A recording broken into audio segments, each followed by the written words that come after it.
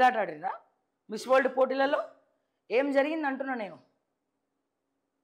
ఏం జరిగింది miss world పోటీలల్లా?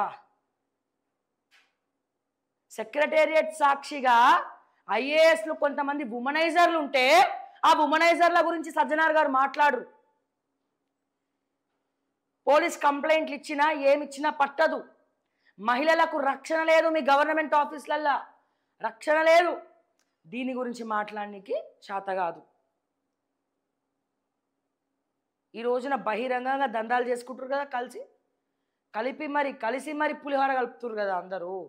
డబ్బుల పంచాయతీ కాడ, నీళ్ళ పంచాయతీ కాడ మేమందరం ఒక్కటే అని చెప్పి పాట పాడుకొని తిరుగుతురు కదా.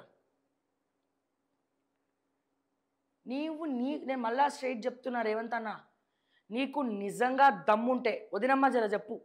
ఎందుకంటే ఈ సోషల్ మీడియాలో వీడియోలన్నీ నువ్వే మానిటర్ చేస్తావట. ఆ నోట ఈ నోట నా చెవులకు చేరింది. సో అందుకే చెప్తున్నా, ఏమంటున్నా నేను, రేవంత్ రెడ్డి గారికి దమ్ముంటే సంతోష్ కుమార్ జోగులపల్లిని తీసుకొచ్చి బొక్కలేయమను. 1000 కోట్ల పంగనామాలు ఎట్లా పెట్టినవురా బై నువ్వు, జిఎస్టీ ట్యాక్స్ ఎందుకు కట్టలేదు అని చెప్పి విజిలెన్స్ లేపిమని, దాని మీద ఎంక్వైరీలు చేపిమని. ఏం చేసిరు టానిక్ని?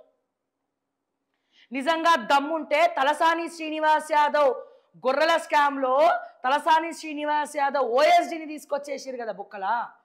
కాదు, అరే బాబు మిస్టర్ తలసాని శ్రీనివాస్ యాదవ్, నువ్వు ఎట్లా సంతకం పెట్టినవయ్యా? చూడలేదా పేపర్ల మీద గొర్రెల స్కామ్ జరిగింది, నీ ఓఎస్డీ ఏడ సంతకం పెట్టమంటే అక్కడ నువ్వు సంతకం పెడతావా అని చెప్పి తలసాని శ్రీనివాస్ యాదవ్ని క్వశ్చన్ చేయండి.